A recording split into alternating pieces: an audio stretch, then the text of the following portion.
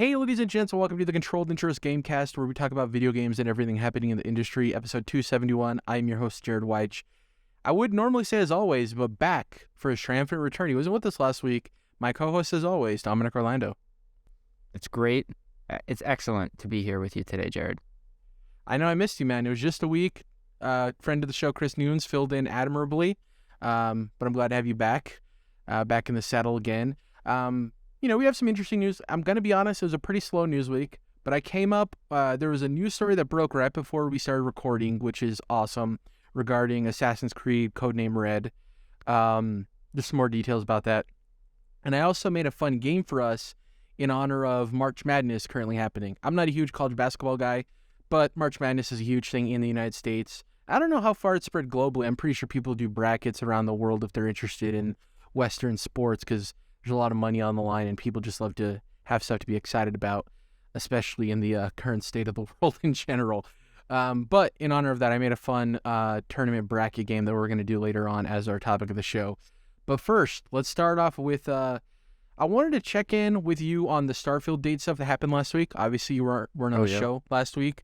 But funny enough, there was a little bit of news that came out this week, not a whole lot about Starfield. So I'll talk about that first, and then we'll ask about your thoughts. So Starfield actually received restricted ratings in Australia, and it's like, every game seems to receive those ratings in Australia. But it's cool that we can glean a little bit of information about some of the content in Starfield and what it was rated for in terms of it getting that restricted label were one, quote-unquote, interactive drug use, which probably some type of stim. We've seen those in Fallout and the Elder Scrolls series to some extent. That boosts you for a set amount of time in terms of your stamina or attack power, that stuff. Quote-unquote, strong impact violence. Yeah, whatever. And lastly, quote, very mild impact nudity, end quote. Which Impact? Mild impact nudity is such a funny descriptor for something. Yeah. Is that like you see like groin and bush, but you don't see actual genitals? Like, what's mild impact nudity? Under boob? I don't know. What is the impact? Like something impacting? Like colliding? Or what? Well, I think it's like maybe impactful in terms of like children seeing it because it's rating, I guess. So it's like they rate like, well, under boob is only mildly impactful to a child's, brain development, whereas like full nudity, I don't know, it's very weird. But I thought the interactive drug use one was cool because when you do a sci-fi game like this, there's plenty of neat ways you can introduce stimulants. It could be, we know about the factions, that could be a whole faction of like a drug running faction, right? That's selling this weird drug that causes people to like hallucinate or become Martians or something. I don't know. It's like one thing that I've always felt was underdone in the Star Wars universe is kind of the intergalactic drug trade would be. They touch on it here and there, but it could be like, there could be a whole lot more story. They're starting to get into it, but yeah, I hope that there's some stuff like that in Starfield. It'd be pretty cool. I mean, our closest thing to getting something like that was what Amy Hennig's canceled Ragtag, right? That seems like it could have dabbled in that to some extent, and maybe we'll get that someday. And, Andor kind of opened the door for what a Disney Plus Star Wars series can be, so maybe we can get something along those lines, which would be really dope. There's some stuff in the Boba Fett show, I guess now I'm remembering. Yeah. Was there, anyway. I can't remember if there was stuff in the Solo movie. Oh. Because it was a crime syndicate, but I don't remember if there was like drug-related stuff in that or not. Yeah, they were more smuggling like energy type stuff. It was, I forget what they called it, some type of crystals. Not the kyber crystals, but it was something else like to power hyperdrives or something like that. Yeah, I don't think there was much drugs in that one. But yeah, like we said, you weren't on the show last week, so we got the dates for both the presentation, which is happening right after the Bethesda Microsoft showcase during the E3 time period. It's going to be its own standalone thing presented by Todd Howard in very much the way that Fallout 4 or any big Bethesda title is with him. And then we got the release date of September 6th. So just generally wherever you want to talk about, what are your thoughts on that news? Because obviously you're a big Bethesda guy. So I guess right out the gate it was supposed to be the first half of the year. Now it's September, so that is technically another delay. Yeah. It feels weird. Like when I saw like Starfield delayed, I thought to myself like, wait, did it have a date? And it really didn't. Right? They never actually said June or anything. That's what we assumed. But so I guess, the second delay for Starfield. I don't know. I'm not worried about it or anything like that because of the delay. I think, great. Do what you need to do. First half turned into September. Sure, whatever. I don't question that Todd and team are being careful after, some of their more previous projects that didn't go so well, whether it was their team or adjacent teams, things like that with 76. And, but yeah, I think the game, to me, the delay is a good thing, a good sign. And I kind of like the fact that it's getting its own presentation. And like you said, like Todd Howard always does with their big releases, like that's kind of fun because I kind of picture like, I assume like Phil maybe even like asked, not even like Todd had to demand like, no, I'm doing this. We're doing this on our own. Like pull us out from the rest of the Xbox stuff. I feel like Phil might have even presented that offer if they know each other well enough, kind of a thing. Like, yeah, this is a big deal. And I think it highlights it. It makes it exciting for like the Xbox brand in general. Like, look what we got coming. Like, it's a big old Starfield presentation. So I'm still just as excited as ever for it. Yeah, it's a bummer that it's going to be a few months later, but there's so much coming out even in the first half of this year. Even looking ahead the next couple months, like I'm still, we'll talk about it later, but I'm really having a great time with Wo Long Dynasty, Fallen Dynasty, got Resident Evil 4 coming soon, and then Star Wars Jedi Survivor, and then obviously Zelda Tears of the Kingdom in May. There's just so much. Redfall in May too, which is kind of a good point about this being delayed. It's like, yes, that's when that got dated for May, we talked about after the developer direct, like it can still come out in June. They're different audiences, but the more you think about it, it's like, why does Xbox even need to do that? Just like separate them by some time and just let both of them breathe, even though they would have different audiences, they'd be completely fine. It's like whatever. And then last year when it was delayed out of November, I don't know if it was Jeff Grubb, I don't want to put it on him, but I remember a report coming out, and maybe you remembered as well, that apparently the game was like done in terms of they could have released it, but the delay was specifically for polish and bug fixing. And I wonder if that's a thing. Redfall now or Starfield? No, sorry, Starfield. Okay. Sorry, okay. I wasn't super clear on that. But yeah, because I forgot that game also got delayed out of last year as well. I wonder if that's just more of the case of, we talked about this game possibly being too big to fail, but maybe, Phil Spencer, especially coming off the heels of Halo Infinite, and Todd Howard and team coming off of Fallout 76, and people just wanting a Bethesda to return to form. It's like, is it better to release this game a year early, or just deal with a couple of delays, a couple of days of bad press, quote unquote? I know most people are understanding, but you always have the naysayers, right? Let's just get this as great as we can so we don't have to deal with a lot of the same criticisms we get at launch. And also, Cyberpunk, that whole situation, I think, is looming over people too. It's just a lot of stuff in the basket of like, it's better to go 4 months, quote unquote, too late than a year earlier than you necessarily need to. So, plus the other thing I continue to forget about this game is the first big Bethesda game that won't be on PlayStation platforms. So, there's still, a litany of Xbox consoles that they have to develop it for, but it's still less than typical. Wait, although this is not going to be on Xbox One, correct? It's only Series S. I'll look into that while you continue your train of thought. Because if this isn't going back to the Xbox One generations, which I don't think it is, I feel like we've said that. For me, like, that's a good sign for Bethesda. They're usually, obviously, games that are known to be a little buggy, some performance issues, things like that. So I would like to think that having less platforms to develop for, and those that you are developing for, are very similar in just the Xbox Ones and PC. Hopefully that helps them, keep it more polished. As of March 8th, it is only confirmed for PC, Xbox Series X and S consoles. So you're dead on there. Cool. Yeah, I want to play this game already. I can't wait. Yeah. And it's a while until then. For me, it's we're a lot higher on Breath of the Wild than I was. I hope Tears of the Kingdom does it for me, because I need something to carry me over until Starfield, and I hope Tears of the Kingdom is that. Next up, let's talk about the future of Techland.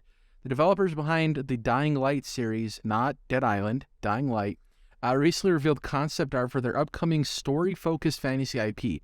They tweeted the following, quote, "Our newest game is set to be a narrative-driven fantasy epic with an exotic open world ready to be explored. We strive to create a compelling story-focused AAA title that combines and refines the best aspects of gameplay that we are known for.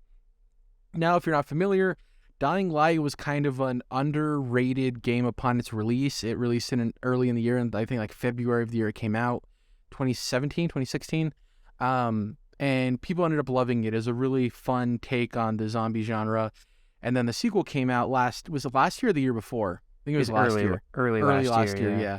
And for the most part, people enjoyed it. I know there was heavy criticisms about the ending of the game and some narrative elements maybe not being fully baked.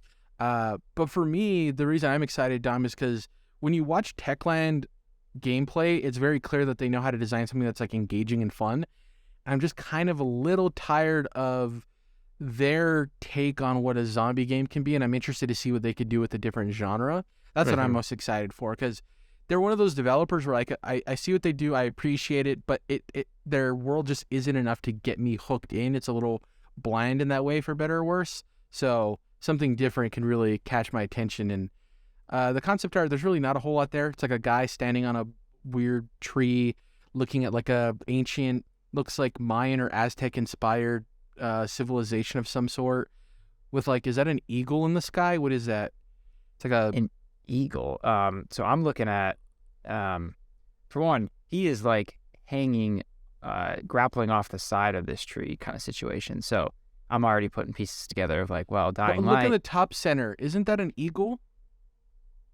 Yeah, to me, that is like a planet that is like cracked in half off in the distance. Oh, you know what? I don't have it zoomed in. It does, but zoom out a little bit. It looks like an eagle cawing if you zoom out a little bit. And now I see There's what like you're an saying. eye and a beak. That's what I saw. I'm not zoomed in, but yeah, you're right. It's a destroyed planet, but that's funny that I saw an eagle. Test us. But that was one thing I did notice was that it looks like a giant planet literally cracked in half. It looks like it maybe just happened too, and he's watching it. Like it just exploded or some like Armageddon type stuff.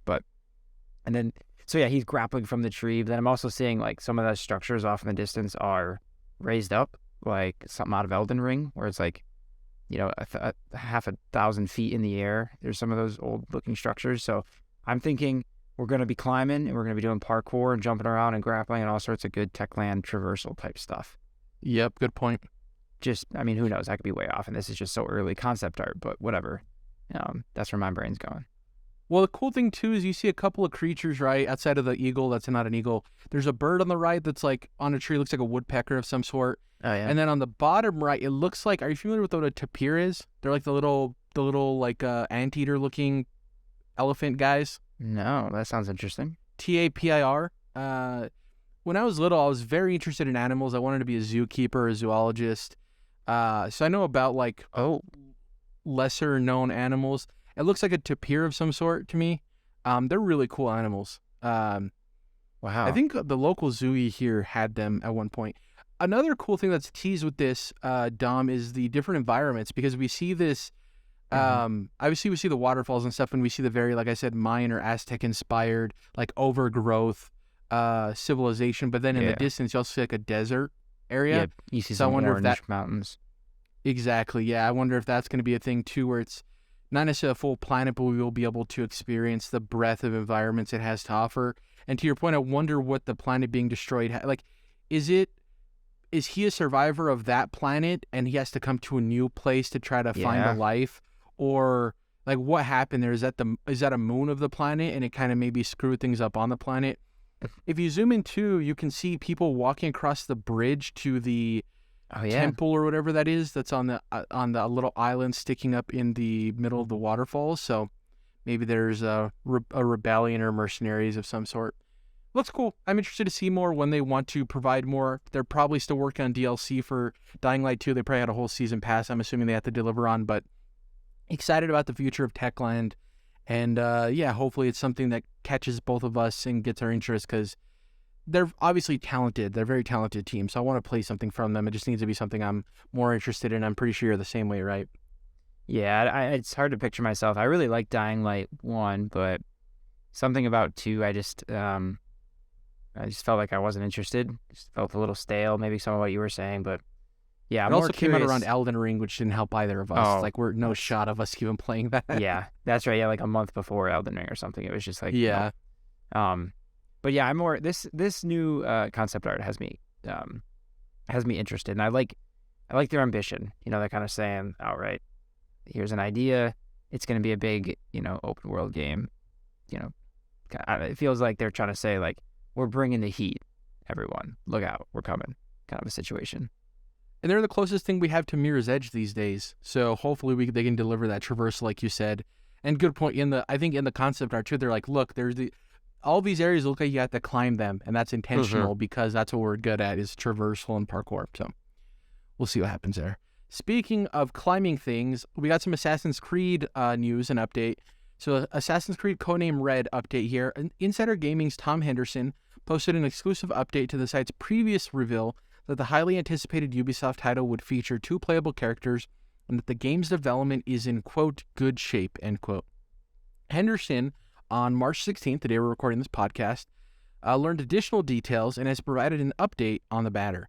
Quote, new details provide more insight into the game's characters, with sources stating in Codename Red there's both a samurai and shinobi character. Details on how exactly these characters will be played are limited, but it's understood that the short teaser officially released by Ubisoft features the game's female samurai. The other character, the shinobi, is understood to be an African refugee who learned the way of the Creed. That alone is already sick. Like, the ability to play as a female samurai is dope, and that the shinobi is actually like an African refugee is also super cool.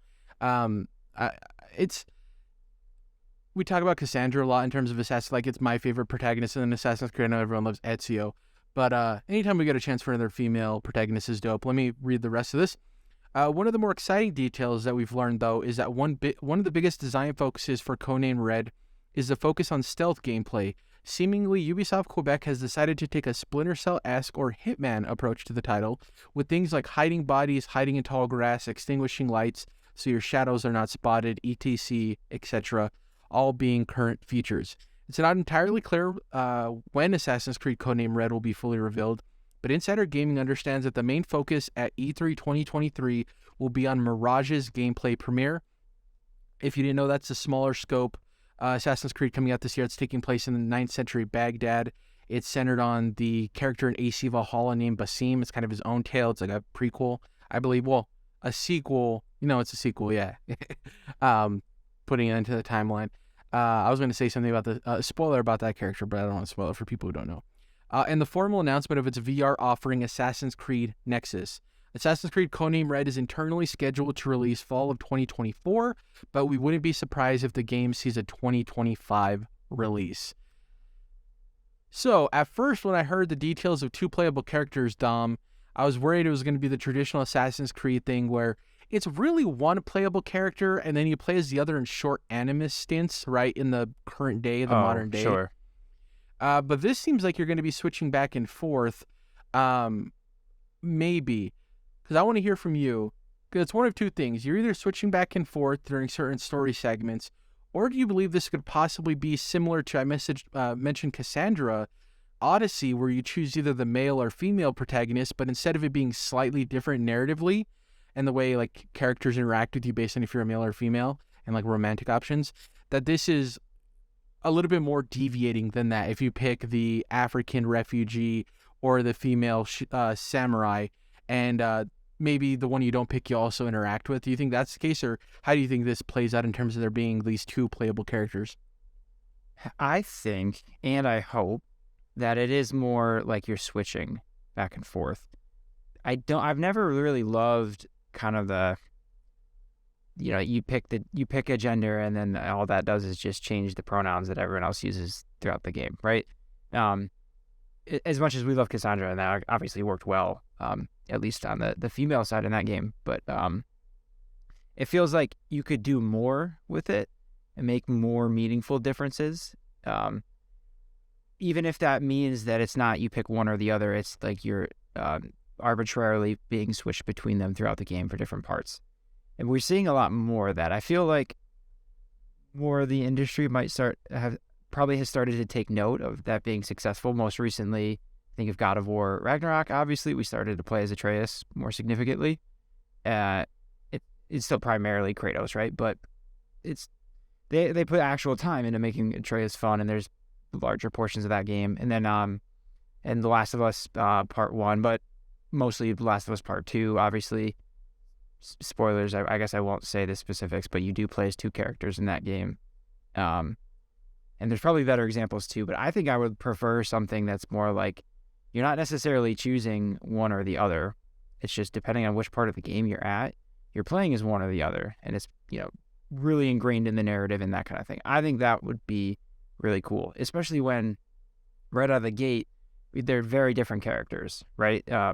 One being like an African refugee, like that has to, the way you described it, like those details make me feel like that you can't just swap those characters out and just change pronouns in the dialogue for everyone else, right? Like that just wouldn't work. Like let's make it cooler. I hope it is more ingrained and foundational to the story and to the game. Like you're playing as both at different times, kind of a situation. Yeah, I agree. I'm more curious to see how the RPG elements unfold. Like the skill trees is going to be one set skill tree, and through the game you have to balance like, well, am I going to upgrade the samurai's abilities and make them better, or am I going to upgrade stuff that fits the shinobi more? My assumption is that you probably start the game as the female samurai, because that's kind of like the dream scenario for Assassin's Creed. The whole thing of it taking place in feudal Japan is people want to be a samurai. And then I would assume she comes across the African refugee, right? Mm-hmm. My assumption is she probably rescues him based on some type of xenophobia that's occurring at the time, especially with him, like I said, being an African refugee. Good point. And they probably team up, and then it goes from there.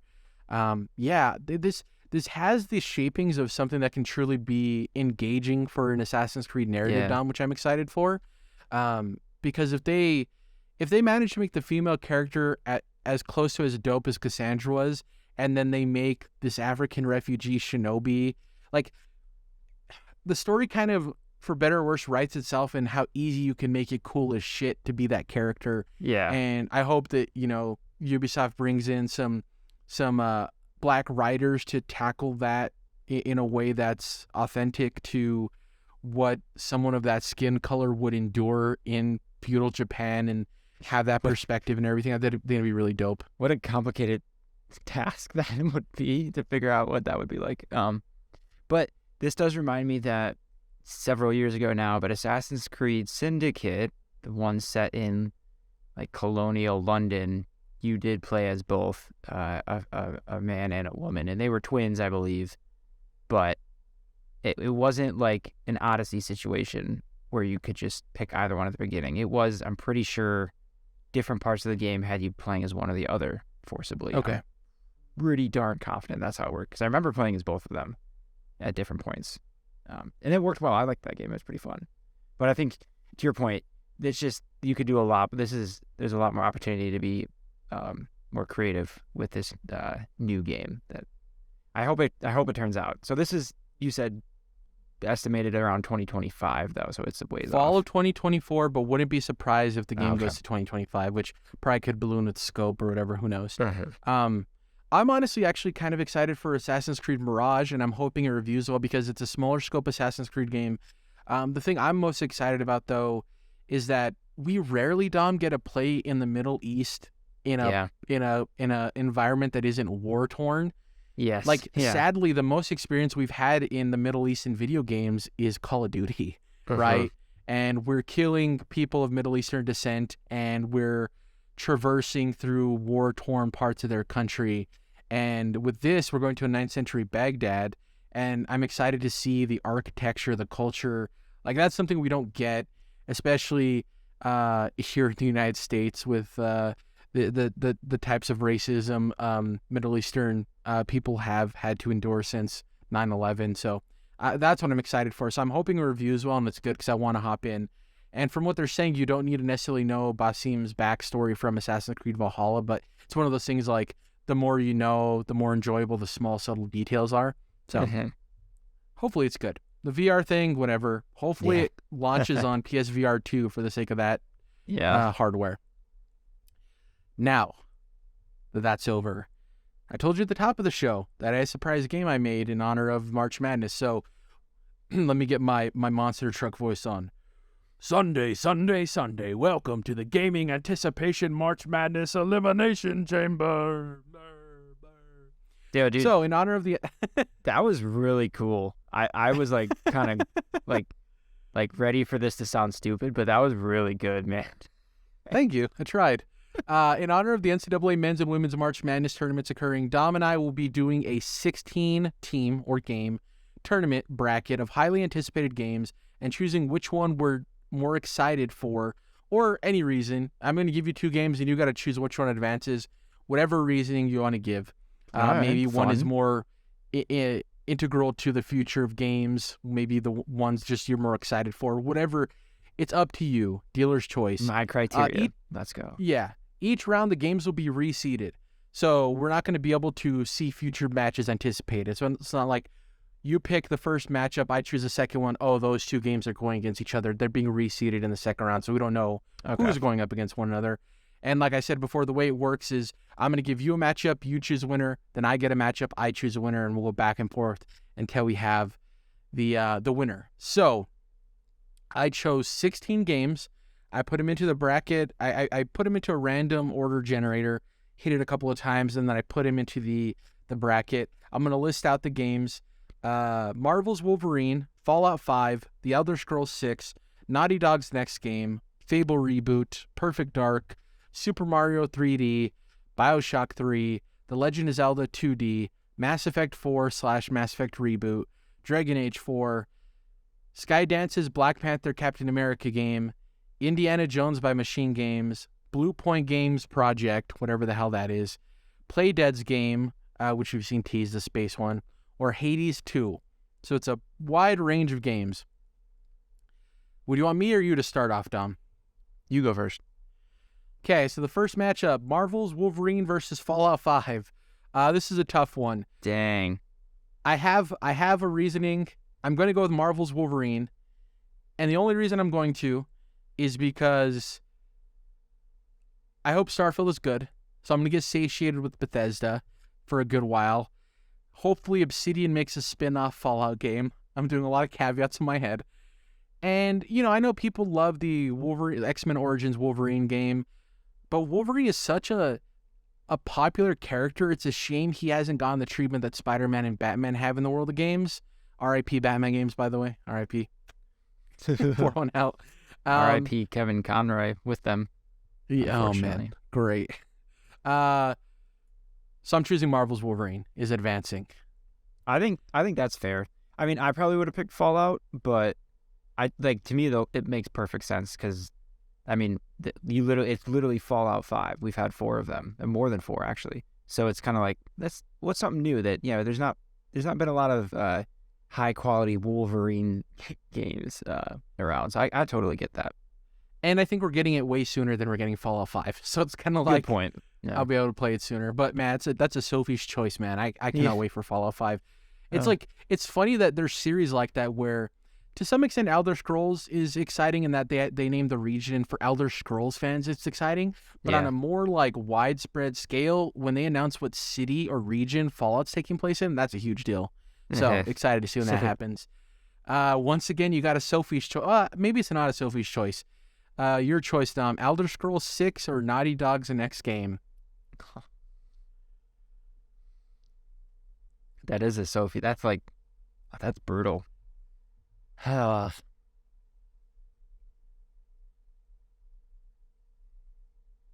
Knowing that we're still going to have a Fallout 5, a Starfield, kind of doing a similar thing as you, and also assuming that Naughty Dog's next game is The Last of Us Part 3, which there's been some hints maybe that's what it is lately. So I'm gonna go with that assumption. Again, this is my criteria. I make the rules. We're taking Naughty Dog's next game. I think another thing, we're gonna get Avowed, which will scratch that itch a little bit. Point. Great point. Yeah. Yep. And a Fable game one of these days. Yeah, and not to say that Bethesda isn't special at what they do, but you're much more likely to get a game like Elder Scrolls from an Obsidian that's similar in quality than what Naughty Dog can produce. You know what I mean? Yeah. For better or worse. So, next up, since I went first, you want to go? Well, I guess you want to go back and forth. Or you want to do this snake style? Snake style. Let's just go back and forth. Okay, make it easier. Yeah. My choice. Kind kind of fitting being the Xbox guy. The Fable reboot or Perfect Dark? Here's the thing. This one's pretty easy for me. Not that I'm not super excited for Perfect Dark. That studio's never made a game before, so I don't know what to expect. Full of very talented developers, but you never know, right? You never know. We don't have a lot of funny games, and Fable is funny. And I know it's a genre that we get a lot of, which is fantasy, but we don't get a lot of funny fantasy. And unlike the people making Perfect Dark, the initiative, guess who does have a pretty stellar track record? That's Playground Games. So I'm really excited for Fable. Sure, like we talked about with Elder Scrolls, Avowed's going to scratch that itch. Nothing's going to scratch the Fable itch except for Fable. It's very uniquely what it is, the English humor, all that. So I'm going to have to go with the Fable reboot there. Tough choice, but that's what I'm going with. That's some good points, though, around the humor and the comedy of it. Next up, you're choosing between Super Mario 3D and BioShock 3. This one is easier for me, actually. Although... It's really funny how this is playing out, by the way, because I might be deciding the fate of Legend of Zelda, and you might be deciding the fate of Super Mario, which is really hilarious. I just don't know how much more they could do with another 3D Mario game that they didn't try to do with Odyssey. And I really liked Odyssey. It was a great game. And quite frankly, it was like kind of borderline, like, if you called it perfect, I would kind of have a hard time disagreeing. But it just, like, I don't know, it didn't kind of like do that next level magical thing for me. It was also the most like Mario 64, whereas, I mean, we had Cappy, sure, but like Super Mario Galaxy and even Sunshine that I don't like deviated enough to make them feel wholly original, where Mario felt the closest for better or worse as a spiritual successor to 64. I get what you're saying there. So I guess that's where I'm going, just out of a desire for something more different. And I hope I'm wrong. I hope that the next 3D Mario game is a Mario Galaxy level of innovation and oh shitness. But at this point, I'm more excited for another BioShock game, even if it's not Ken Levine doing it, kind of a situation. I always like, even with Infinite, where there were things about that one that made it not as cool as the first BioShock, overall, it's still like a cool setting, weird stuff going on. I love the art style. There's just so much to like about it. It makes me excited for another BioShock game doing something weird and crazy again. So I'm going to go with BioShock. Yeah, I guess the only counter argument somebody could pitch is like, we're getting Judas from Ken Levine. So in a way, is that BioShock 3? Again, we've already seen that. Yeah. And Cloud Chambers doing the next BioShock, and we haven't really seen, it's a new studio. We haven't seen much from that. So it's a risky pick. I'm with pick. you, man. Like, I don't like the BioShock Infinite revisionist history. I think people bash that game a lot more than it deserved. Like, when that game came out, it was pretty much like universally, maybe not loved, but people dug it. I know some people didn't necessarily dig the ending. I thought it was cool. Some people called it corny the way it was trying to be too heady in its ending, but I enjoyed it, man. I liked it, and I don't blame you. I probably would have won Super Mario 3D, but it wasn't my choice to make, and all of these are going to be selfish choices, as you've seen. It's like you're choosing two games we're excited for. Next up, Legend of Zelda 2D and Mass Effect 4/reboot. Now, this one's interesting. Knowing me, you'd be like, oh, it's Mass Effect clean sweep. No way. Which is fun. I know you're like, oh, God, this is like the worst matchup for Zelda for Jerrad to choose. Because I want 2D Zelda so bad. Yeah. Here's the thing, man. Is like, man. I would be lying to myself if I said I wasn't worried about the next Mass Effect. Because there's a world in which that game comes out and it's like an 8 or a 9, and I absolutely love it. And it extends the world in which I consider to be my favorite trilogy of all time, and then obviously Mass Effect 2 being my favorite game of all time. There's also a world where it's another dud and it kind of waves a goodbye to Mass Effect forever, or at least a very long time. Nothing's dead forever, but a very long time. So I'm very scared about that. The other thing is we got Dragon Age 4 on the horizon. Is that going to scratch the BioWare itch? Whereas with Legend of Zelda 2D, sure, there's a lot of indie games that do a really good job of copying the Zelda formula, but nothing really hits like Zelda. I mean, the most recent 2D one I've played was the remake of Link's Awakening, which I had never played and I absolutely adored it. Art style was cool. And that's my biggest thing is I think going into this, my idea of what the next Legend of Zelda 2D game is going to be innovative in either art style, design, or both. So never say I didn't do anything for you, Dom. I'm going with Legend of Zelda 2D. Wow. And honestly, it's me being a little bit of a coward with Mass Effect, because I kind of just want to have it out of sight, out of mind until it's a real thing, just not think about it, because I am very worried. So there's that. Your choice, Dragon Age 4 or the Skydance Black Panther Captain America game? Which, funny enough, when we talked about Codename Red of switching back and forth between characters, it seems like that's what this game's going to be, right? Switching between Black Panther and Cap. I played a bit, like, I don't know, maybe a dozen hours of Dragon Age Inquisition, and that's the extent of my experience with the series. I might have played 2, actually, a little bit, way back in the day. And I didn't have any problems with Inquisition. I can't remember why I fell off, but I never finished the game. So I'm kind of just not super connected to that series specifically. I like Mass Effect much more. But, dude, a Black Panther Captain America game by, a new studio run by Amy Hennig, like, what? Like, of course we're going with the Black Panther game, because it's I would have chose this regardless if it was Amy Hennig game. I would have chose it. Oh yeah, that's just the cherry on top at that point. But for sure, to me this was not ever the opposite of a Sophie's Choices. I don't know, easy. I don't know. The thing too with Dragon Age and Mass Effect, with the people behind it, I think there's very good opportunity for representation. And my hope is that Dragon Age 4 and Mass Effect, with their romance options, I really hope that they show representation towards the trans community. That's the big thing for me. Obviously, oh my God, they have gay relationships. That's really cool. But I think it's also an opportunity to represent the trans community in a really dope way. So hopefully that's the case. But yeah, Amy Hennig, please let this game come out for Amy Hennig's sake. Please let this game come out. Yeah, she needs one. Next up, Indiana Jones by Machine Games or Blue Point Games Project.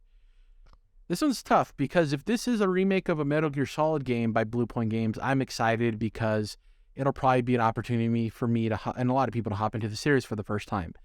If it's Bloodborne 2, it'll give me an excuse to start Bloodborne already. Jerrad, what the hell are you doing? Because I still haven't started yet. If it's something original, I'm very curious. If it's a reboot of Jak and Daxter, which is 0%, I'd be super stoked. I'm just thinking of what the possibilities could be. Whereas with Indiana Jones, it's funny. I have no experience with that franchise. I've never watched any of the movies. I'm not a Harrison Ford guy. I know that's blasphemous. But Machine Games is a hell of a studio. The Wolfenstein games, outside of the last one that I didn't play, very good. And I think I have belief in them delivering an experience that at the very least is cinematic as hell and fun. Interested to see how they do with a game where it doesn't focus necessarily on shooting, but I'm willing to give them the benefit of the doubt. And it's just the mystery with Blue Point Games of it could be a number of things, Dom. A number of things. If it was a little bit more defined, like if it's like, oh, it's a third-person action adventure game, I'm like, oh, interest peaked. We literally have no idea what it is. It could be a turn-based JRPG. You know what I mean? We just don't know. Not to say it would be, but yeah. So in that case, I'm gonna go with the Indiana Jones game. I like that. It's like I think that'll be really cool. Have we ever even had any kind of Indiana Jones game? Well, yeah, like licensed NES ones, I'm assuming, and like other Crystal Skull probably got a weird license tie-in that was probably bad. Right. So knowing that Machine Games is doing it, like, it's got to be good. It's gonna be, and Todd Howard is like helping produce it, like, and he loves the series, so like, I think it's gonna be a great game. Whereas on the other side, you kind of got a bit of a mystery box. Could be anything. Could be terrible. It's probably gonna be at least of quality coming from Blue Point, but it could be something you just so far out of our interest. What if it's a PSVR 2 title? I'm not saying it wouldn't be a good game. It could review very well, but like that doesn't interest us at all. It's like, okay, whatever. Exactly. So it's probably not gonna be like bad. I don't think Blue Point would put something out that isn't just like, basic game design levels of fundamentally good and fun, but it could be so many different things. And I'm not into the mystery box for this. I want to see this Indiana Jones game already. Yeah, we got to hedge our bets there. And the last one for this round is an indie face-off. Play Dad's next game or Hades 2? Oh. Hades 2. This is also coming from somebody who hasn't played Inside, right? Wait a minute. It's my turn, right? Yeah. I'm saying you haven't played Inside, right? I did. Yeah, it was just a few months ago. Oh, yeah, that's right. You're right. I forgot about that. Okay. I couldn't remember if you actually... And it was cool. That was an interesting game. Hades was also really fun. And I actually never made it out of hell in that game. I should probably do that. I should probably go back to it because it was a lot of fun. But, never finished it. The characters were ridiculous in a good way. And the gameplay was super fun. The way it kind of made you experiment with different weapons by the boost it gave you for each run. It was really a well-designed game, I think. A lot of fun, cool art, all that kind of stuff. I'm excited for Hades 2. I'll be there for it when it launches. So I think, to me, that's the pick. Fair. I'll go first in this next round. I'm actually... Yeah, I'll go first. Marvel's Wolverine versus Naughty Dog's the next game. Now, here's the thing. If it was a different new IP for Naughty Dog, I'd probably be more excited. We just don't know. The fact that it seems to be leaning Last of Us Part 3, not that I won't play that game at launch and enjoy it. I really adore... I think I like Last of Us Part 2 more than Part 1. I don't know if that's a popular opinion or unpopular opinion. Whoa. I'm assuming it's very unpopular. I would think that the majority prefer Part 1, but now I really want to know. Like, let's get a survey going on some of that. Well, I'm talking about, like, the level-headed people who didn't, like, you know, the whole thing with Abby and all that Filter stuff. Out like some of that shitty criticism that is kind of, like, unfair. Yeah. Exactly. I'm curious to see how close it would be, because I know, speak on a very general level, it's definitely going to be one, overwhelmingly. But yeah, so I'm of the opinion that I'd be more excited for Naughty Dog's next game if it wasn't Last of Us. Not that I don't want 3 eventually, but they're so talented, man. I just want to see what they can deliver, especially if... What's the other project? Is it rumored to be like high fantasy or sci-fi? One of the two? I couldn't remember. Man, yeah, it was something different, but I can't remember either. And Marvel's Wolverine, I trust Insomniac Games. Not that I don't trust Naughty Dog, but like, if you give me Marvel's Wolverine, Jerrad, or Last of Us Part 3, and you could play either of them today, which one would you want to play? For me, it's Marvel's Wolverine, and it's because it is the lesser-known thing. Not Wolverine himself, but the product, because it's not going to play like Spider-Man. And you kind of know for better or worse what you're going to get from Last of Us in terms of gameplay. Obviously, they'll innovate in some very interesting ways with sound and stuff, and AI and all that. But yeah, I got to go with Marvel's Wolverine. It's a tough choice, but... Yeah, it's just because Last of Us Part 3 seems like the next game for them. Yeah, I understand that choice a lot, too. I would be tempted. I might do the same thing, but it's mostly that Naughty Dog is going to have their hands full trying to make Part 3, innovative, especially in the gameplay department. I don't know how you do that, because 2, I think, did a great job of making that play much better than the first game. So I'm not sure what else they can do other than... I don't know. Make it Nemesis system. Yeah, I guess. I'm just thinking of something. Yeah. You know what I mean? I don't know. But I guess like that's what they do. But frankly, like they don't that well. As far as gameplay, I think they make gameplay really well, but they don't necessarily do crazy, new, innovative stuff all that often. They're really good at just making it all work together, the gameplay, the cinematics, and everything, the story, and the characters, and all that, right?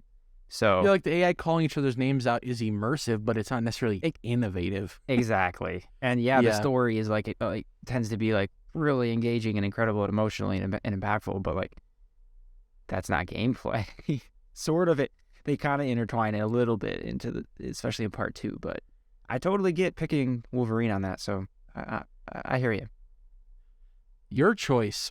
Legend of Zelda 2D or Amy Hennig's Black Panther Cap game? This is tough, but they haven't made a new 2D Legend of Zelda game. So you mentioned a lot of other studios have made copy 2D Zelda games, but typically they're kind of just copies or tributes. And not that they don't do a whole lot new on their own. They have their own slight twists on it, but I want Nintendo to do a whole brand new 2D Zelda game, because the last time they did that was Link Between Worlds? A Link Between Worlds, yes. And that game was excellent. It was phenomenal. I was like, what, 20? Loved it. 15 or 14 or somewhere in that range. I'm really disgusted with the fact that I am gauging things in now. But like, I think it came out when I was in college, which was between these years. I'm getting older, I guess. Anyway, yeah, Link Between Worlds was superb. And even that actually kind of borrowed a lot from A Link to the Past. But yeah, I want to see what Nintendo can do, like, with a brand new 2D Zelda game. That gets me so excited, dude. Especially with how good the Link's Awakening remake was. It was just purely a remake. New visuals, but otherwise, like, the game design, the layout, everything, the gameplay was just one for one, right? So I want to see what they can do with a brand new 2D Zelda, because we've got, especially off the heels of what's now going to be Breath of the Wild and then Tears of the Kingdom, the most, like, open, huge possible games that we can think of with the most choice. Like, let's get, like, maybe back down to basics a little bit. Like, let's go on a 2D map. Like, there hasn't been a Nintendo, like, tier studio that's done this type of game in a decade or whatever, almost. So I just think it could be so good. I want them to do it so bad. 2D Zelda's my pick. Yep, I knew it was happening. I was... Heartbreak feels good in a place like this. I'm going to tell you, that one might be going all the way to the bank if it comes to me again. So just prepare. We'll see. The next round is randomized, so who knows? And I'm going first and you're going second, so we'll see where they are. The last round, the championship round, we're just going to have to discuss it and decide on a winner. There's only going to be 2 games left, and we got to come to an agreement. For me, Fable Reboot and BioShock 3. You know what? I'm going to use my argument from earlier with Judas.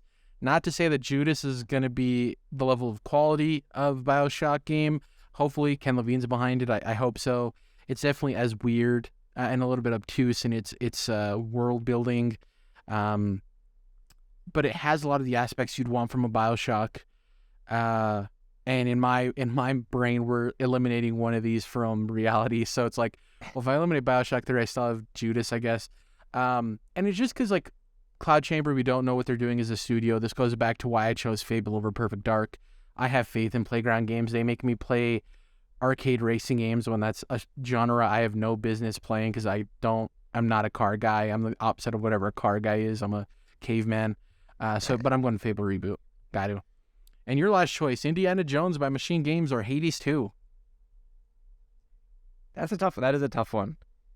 But I feel resolute in, again, going for Indiana Jones. I just think that's so cool. Machine Games, like the Wolfenstein, New Order, and New Colossus people making an Indiana Jones game, and Todd Howard is pushing it. I don't know. I think there's a lot of potential for that to be so badass. And I should have mentioned before, I just watched the Raiders of the Lost Ark for the first time a few weeks ago, and it was a fun movie. It was pretty cool. So I'd be happy to get deeper into the Indiana Jones universe. Sounds funny. All right. Yeah. Final 4. For me, it's going to be Marvel's Wolverine versus Fable Reboot. Yeah. This is easy. Tough. Really? Yeah. Do you think it was going to be an easy Marvel's Wolverine choice? This is? Yeah. Here's the thing I'm thinking about. There's a good chance the Hulk is in this Wolverine game, and the Hulk is my favorite superhero. So it's giving me a little bit of an edge. Man, imagine like that Hulk versus Wolverine fight, and it's it's kind of like Kratos and Thor type of build up to it, and it just delivers everything you want. I shouldn't try to influence you right now, but also, like, what's the gore factor going to be? Factor. Good question. Because the higher it is, the better it is for me, because I want it to be true to what Wolverine is capable of, is like a machine of violence. Fable, man, the comedy's there, the focus on decisions and how they affect the world around you is super cool. I love the whimsical nature of it. Honestly, this might just come down to which one's a more known quantity in terms of how soon we're going to get it. And I'm of the belief that Fable's going to come out within the next 3 years. Could be on the end of that. I don't know how soon it's going to be. Marvel's Wolverine, we've talked about. Insomniac Games has a couple of studios. I could totally see this coming out the end of next year. I know some people might find that wild with Marvel Spider-Man 2 coming out this year, but I wouldn't put it past them. I mean, honestly, if I was a betting man, I'd put it as like spring 2025 is like a pretty solid locked in date for Marvel's Wolverine. Yeah. And I can go and play the original Fable trilogy and have a blast. I don't know if there's something similar to what Insomniac Games is going to deliver. Not to say that Playground Games won't innovate on what Fable can be, but yeah, I got to go Marvel's Wolverine, man. For you, Legend of Zelda 2D versus Indiana Jones. It was always coming to this one. This is tough. I hate to do it. These are tough choices, especially as we progress. Like, we're excited for all these games. Like, don't get it twisted. Yeah, exactly. We're at some point we're splitting hairs. Because I just need that 2D Zelda. I just need it on the Switch. Oh, on the Switch 2. Come on, man. As excited so in our championship round, we got the what was Legend of Zelda was originally the 3 seed. Ooh, obviously it's all randoms. Who cares? Marvel's Wolverine was the 1 seed. Who's going to be the champion? Now here's the thing. I would go to bat for Marvel's Wolverine pretty hard, but the leverage I'll give you, Dom, is I just mentioned we're getting Marvel Spider-Man 2 this year, and we're also getting Suicide Squad, if that matters. But we're getting Marvel Spider-Man 2 this year. You talked about how long ago it was that Legend of Zelda 2D received a new game, an internally developed new game, not a remake, not Cadence of Hyrule. I'm willing to give it to Legend of Zelda 2D if you want to, because of the circumstances surrounding how long it's been since we've gotten a game in that vein. And honestly, I'm just hoping for some good universal karmic justice that it leads to a Super Mario 3D game in the next couple years as well. So Good point. Yeah. Way too early of an exit in our game here, but sorry about that. But yeah, it's tough. Cause, speaking of Judas, I'm just kidding. Yeah. What you want me to do? Jump in front of the spit? It's a super bad joke. Anyway. Yeah, that's tough because the fact that Wolverine is happening. Insomniac is making that game. We know it's real. We even have like a good handle, like you just said, on it coming out in the, reasonably near future. It's not, Fallout 5.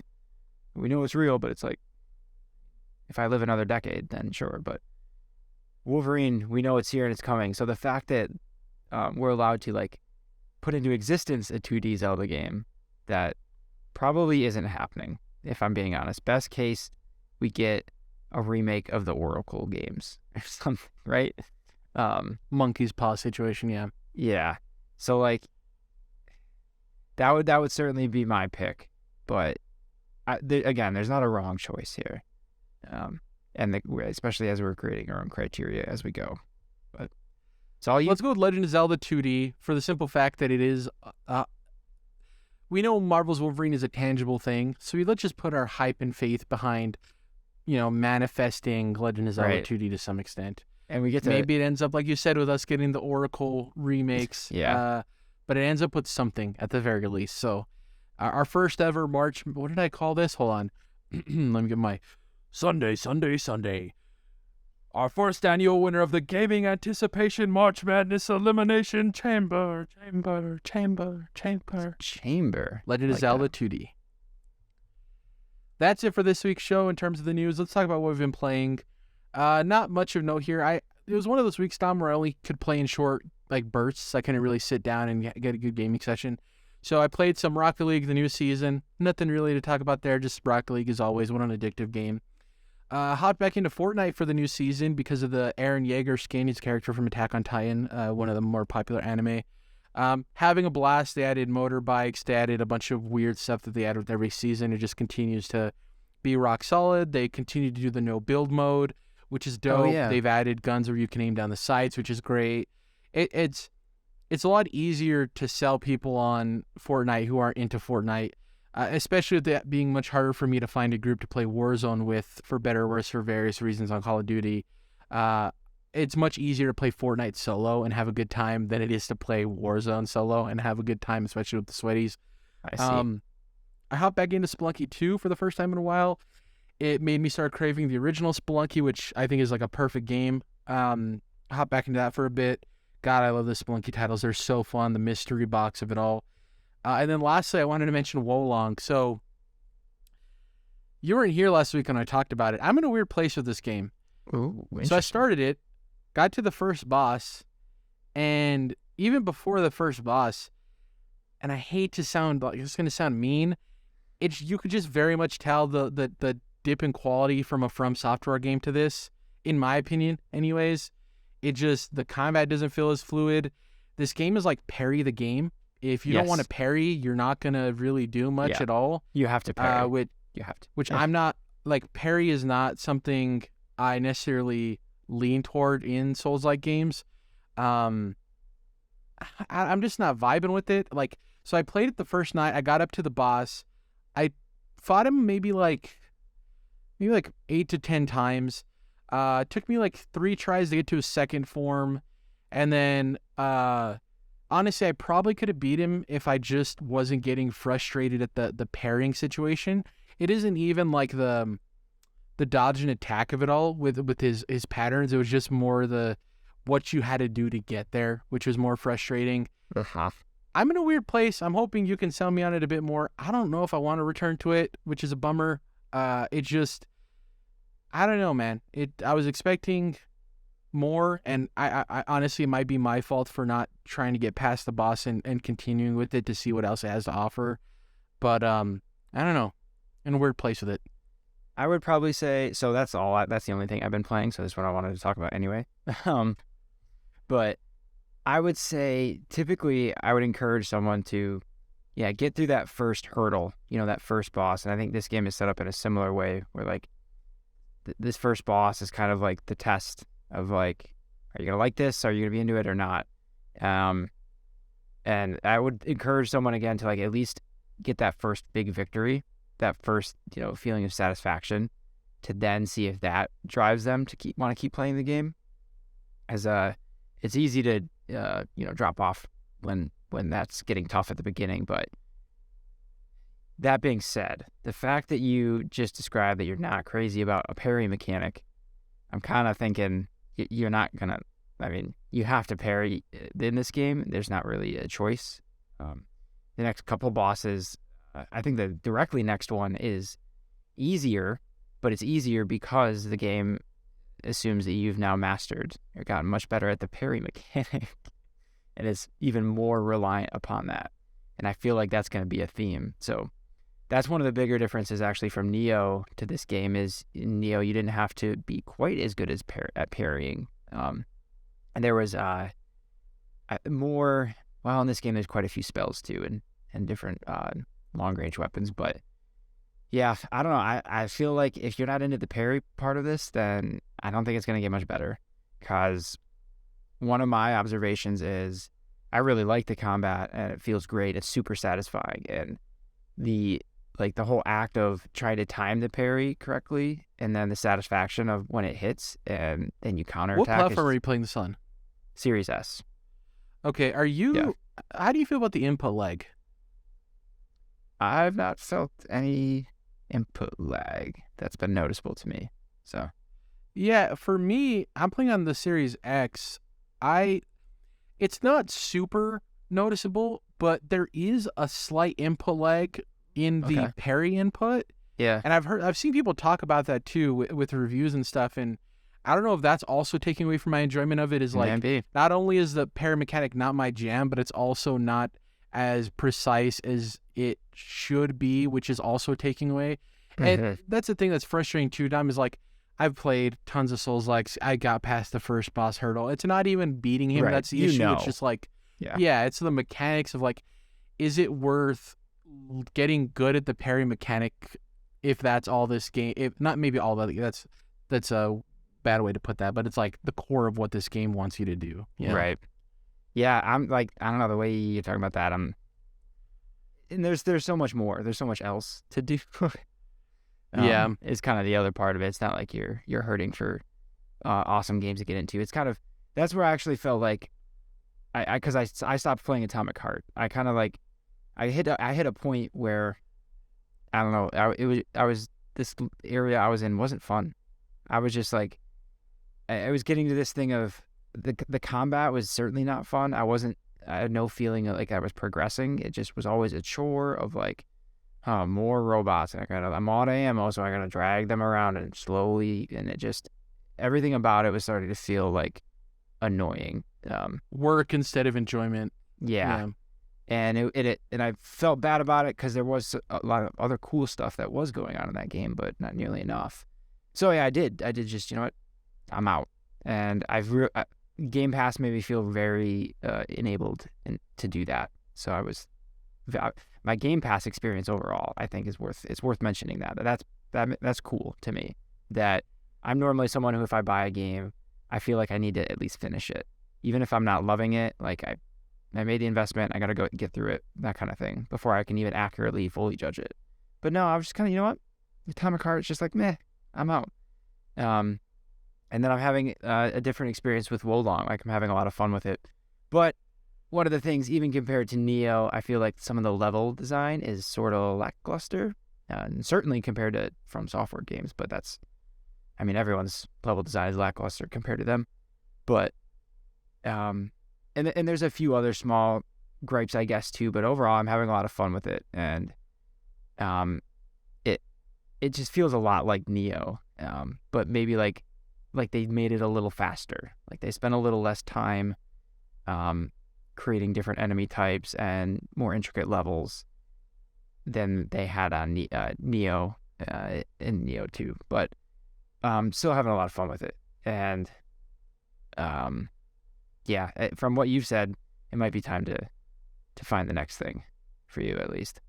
But yeah, well, part of me, the petty person in me wants to just beat the boss and play more to see if I gain enjoyment, and also because I don't want it to be thrown at me like, well, you only didn't like it because you couldn't beat the first boss, and like people not understand that's not the issue. I could beat the boss. Like that's not even like a You know what you might do? So what I recently just figured out, because I'm like 4 or 5 bosses in now, I'm a little bit farther, but I was stuck on one boss for a long time, and it felt like I wasn't really able to make any progress. I wasn't damaging him, kind of a thing. It felt like I was in the wrong area, like I was underleveled. And that's how this game is set up too. Like, for those listening, it's not like it's not an open world. It's just literally you pick a mission and you go do that mission, and you're in that stage. And so you're kind of in it until you're done. You can quit, but then like you didn't make any progress, sort of thing. But each mission has a recommended level, so you know what you're getting into. And I should have been, I was like several levels above the recommended level here, but just couldn't do anything to this boss, and it was just weirding me out. There's these little flags littered throughout the level that you have to... Oh, the banners. Yeah. You have to plant all those banners because those affect your morale and one other system. I can't remember the name of it, but very important. So I went back through the level, planted all those little flags, and then go back to the boss. One try, easy breezy cover girl. Dude had no chance against me. I'm like, oh, okay. You know what? I should have been paying attention to those novel-long blocks of text they give you as a tutorial randomly. My biggest gripe about the game. And Neo did this too. The onboarding sucks. The onboarding is shit. I'm sorry, it's mean, but that and the story is nonsense. But that's fine. I don't care too much about that. But the onboarding is bad. You're just kind of doing something, and it just gives you a whole novel of little text to explain to you how the systems work. And if you don't read it and then somehow like immediately look at it, you're gonna yes, like you could read it, even remember it. Fuck, you could study it, but you have to be able to apply it as you're learning it. To me, is the better way to learn. So many games do it so much better and have been for like a decade or more, and so that weirds me out. But that's why I didn't understand exactly how those flags and the morality system worked. It caused me a bunch of headache that it didn't need to. So it felt great finally beating that boss, but I was kind of like, all right, I guess I should have read the instructions. You know what I mean? Like, yeah. Which is like, yeah, I know I should have, but come on. Anyway. Give me a break here. Yeah. I'm going to give it an honest college try, and then I'll report next week to see what my findings are. There is a chance I just drop it like a sack of potatoes, but who knows? I might push that threshold, and we can talk about it more next week. You said you're about 5 bosses in, right? Yeah. any difficulty spike yet? Because remember, that was a part of the reviews too, is that like there's weird difficulty spikes and that there's a collection of easy bosses and then there'll be one out of nowhere that's like extremely difficult. A little bit, but I don't really... It's not in a way that bothers me, I think, because that'll happen sometimes in Dark Souls games where, like, every once in a while you come through and a boss is like... But maybe it's like he uses magic and your build is set up to just slaughter him or something, and so it's easy.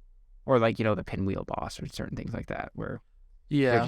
It happens sometimes. And so, like, it's not felt like anything in it. The only difference is this game's a lot more linear, right? So it might be able to stick out more because it's like, this boss is literally the next boss in the line. You don't Why get a choice. Is it such a spike? Yeah. Yeah, so I've not really had that yet, except for what I just described with not knowing where to put those flags. Which isn't a difficulty on the game. It is because it doesn't explain stuff all that great. Yeah. So it's not been too bad yet, but I got a lot more to go, I assume.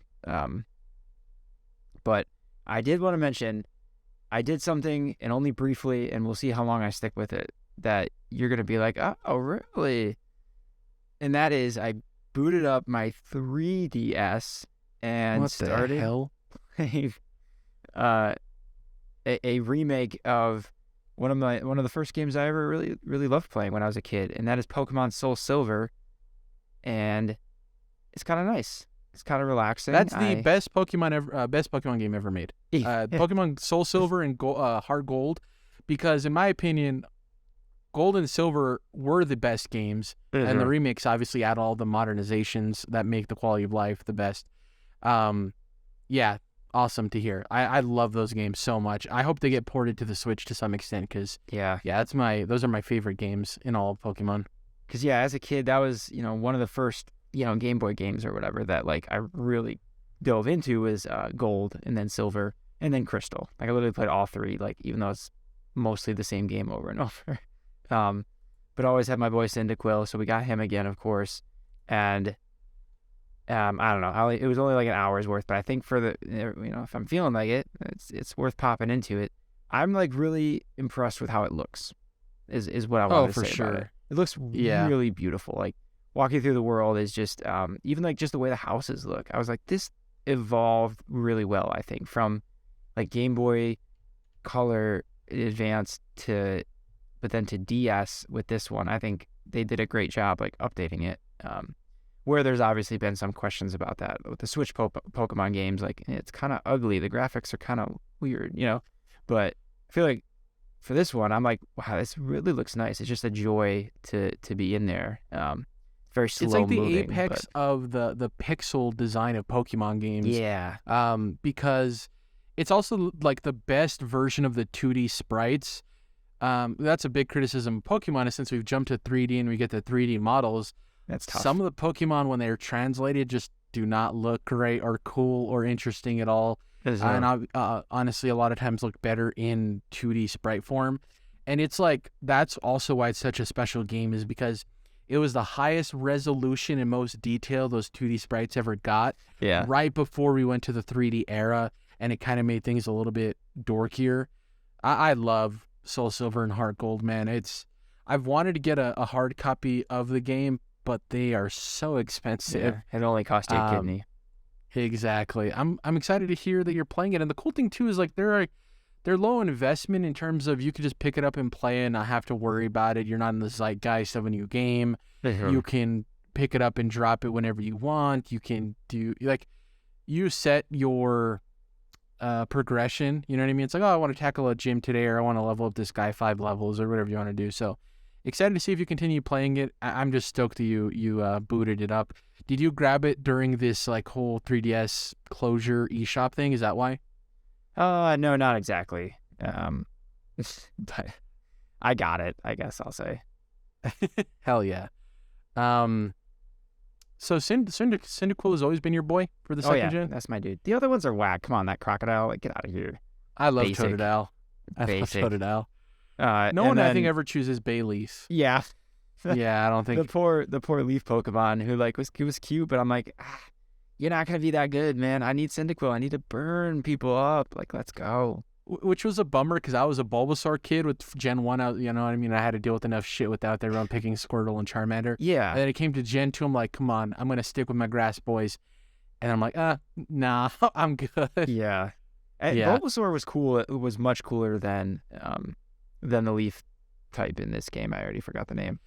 Speaking of things going from 2D sprite to 3D, Typhlosion is one of the Pokemon that was brutalized by that transition. Oh, no. Because in 2D sprite form, Typhlosion, Cyndaquil's final evolution, is sick. He's so cool looking. But in 3D form, he looks like this anemic anteater. It just does not look great. Did I make a mistake? Uh-oh. Well, you're not playing in 3D. You don't have to worry. You're getting his 2D sprite. Right, you're right. That's the later ones. Of Typhlosion. Yeah, you're getting him in his absolute best form. Now I gotta look him up. Other than that, and I may be being a little harsh, but you'll see his 2D sprite is way cooler than his 3D model. Obviously, The Last of Us finale happened. We're planning on scheduling a spoiler cast to talk about that in depth and, you know, how it relates to the game, which did we enjoy more, what choices that they differentiated from the television show to the game did we like, did we not like, expectations for Season 2, all of that good stuff we're going to be talking about. It's for sure going to be me and Dom on that. We're going to try to get a third guest, and we'll see what happens there with scheduling, but look out for that. And, yeah, I'm trying to think if there's anything else to mention before I get into the rigmarole. Did you look at it, by the way?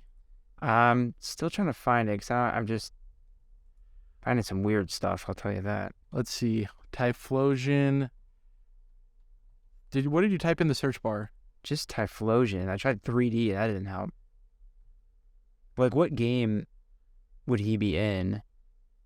Oh, yeah, because these are, like, models on, like, Maya and stuff, huh? That's what I was saying, yeah. Man, some of them look so weird. Okay, so if you type in Typhlosion 3D version, okay, you'll see him in. There's one on Reset Era from Pokemon Stadium. It's like on the second row. You'll see it. It's 2D to 3D models. It's a GIF of him, like doing fire spin or something. Oh, you see Reset it at all? Era. Yep, I see it. Oh, he looks like a. Yeah, I see what you mean. So when his flames are out, he still looks cool. Don't get me wrong. But the way when it transitioned to 3D, because sprites are static, and 3D isn't, right? Yeah. When he doesn't have his flames out, he looks like a sickly bear. Like, he doesn't look good. Yeah, like a bear mated with like a seal. Oh, especially, you know what it is? Look up Hisuian Typhlosion.